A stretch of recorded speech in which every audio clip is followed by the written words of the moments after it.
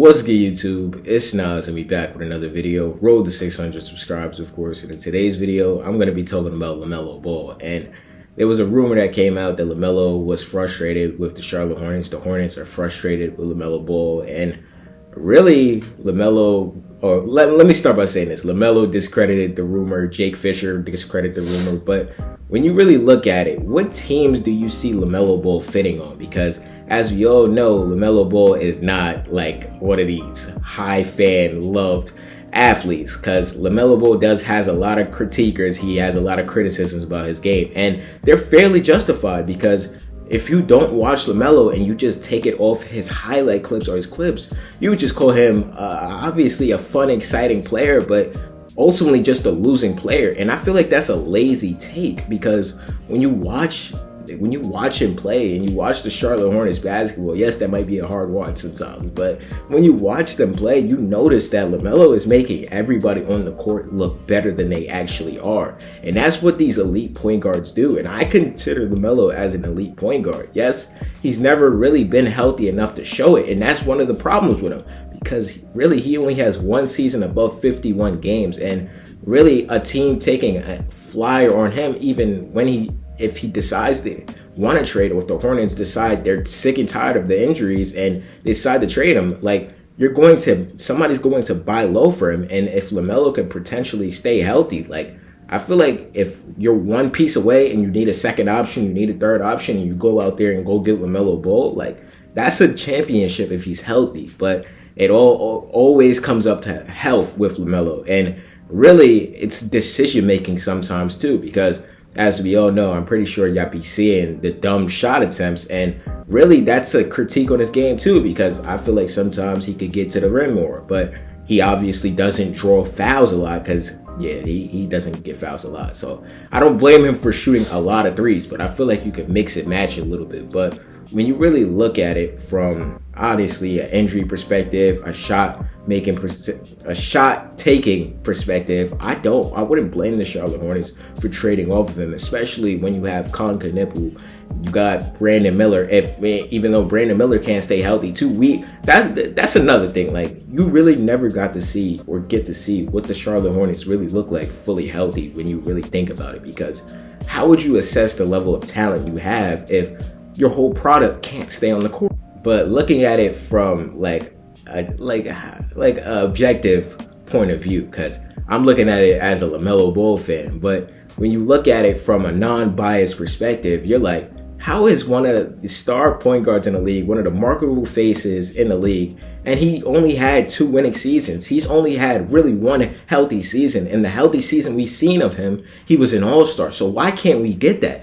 Why can't we see the best version of LaMelo Ball? And really, the Charlotte Hornets have tried to put talent around him this season, and you really just hasn't seen it fall through and them be healthy enough to play. Like, you still got Brandon Miller out with an injury. You got Trey Mann, who just got injured. You got Grant Williams, who's been out since last year. You got Josh Green, who's been out since last year. Yes, those are role-playing names, but I feel like that could potentially make the Hornets better. And they started out 4-11, so really making that report really should drive them together, I feel like. But I don't know, like, when I'm thinking about teams that can actually use LaMelo and that can buy low on him, because let's be honest with you, his value is at an all-time low right now. I probably think of the Timberwolves, which you have Timberwolves and you add LaMelo to that starting lineup where you got LaMelo and McDaniels, Randall, and Gobert. That's a killer starting five in the Western Conference, but ultimately LaMelo has to stay healthy for that. I think of the Clippers that could possibly buy low and be a desperate team to trade for him, which that would be crazy, because LeVar always said he wanted him in a Clippers jersey, and the Clippers really have no future right now, so I really don't see where they're going right now if they trade for LaMelo. I think of the Bucks, because when you add LaMelo and Ryan Rollins in a backcourt, that's a nice backcourt to pair with Giannis Antetokounmpo and Miles Turner. Really, the list does not go on after that. Maybe y'all got a list of teams that could buy low on him, but I really don't. And this season has really been a slow start to LaMelo. Like, I haven't even brought up his stats. They're at a career low right now, and obviously he's trying to ease his way back up from injury. He's only playing 27 minutes a night, which It's not good if you're a player that's trying to build your rhythm up as a point guard. But nonetheless, throughout 9 games this season, LaMelo has averaged 21.5 points per game, 7 rebounds, and 9.5 assists. Efficiency at an all-time low. His efficiency is at 38% right now.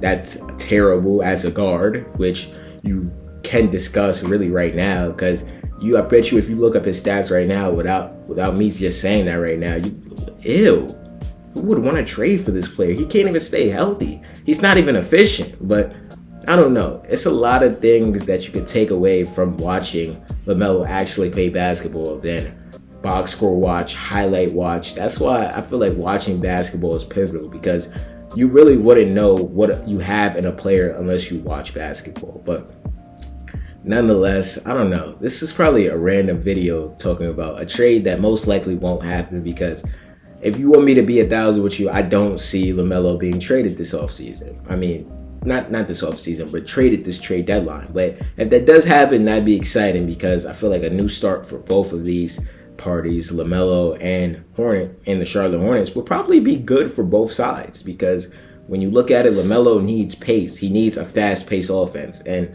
really the Hornets are 20th in pace right now, so that's not really good enough for a player of his play style. And when you look at it from a Charlotte Hornets perspective, you got Colin Kneppel, who looks like a future star right now. He really looks like, or he has been, let me not say he really looks like, he has been the best player on the Charlotte Hornets this season. So when you look at that, like, he's only 20 years old, you're like, can we build around him? But I don't think Colin Kneppel is probably ready for that right now, because his skill set doesn't entitle for that. That's why I feel like putting that much pressure on him wouldn't make sense. But yeah, let me know, what do y'all think about the LaMelo Ball trade rumor that came out yesterday out of nowhere, like thin air? And let me know, do y'all think he ends up getting traded, and where to? Because I can't think of possibilities to where, or to a team that would buy low on him. Let me know down below. Subscribe. Video. I hope you guys enjoyed this video, and there's a video right here. I'm pretty sure you're gonna like it if you like this one, and the channel icon's right there if you want to just check out the channel in general. And yeah, leave a like too, because it really helps the algorithm push me out. And yeah, I appreciate y'all for watching this video nonetheless.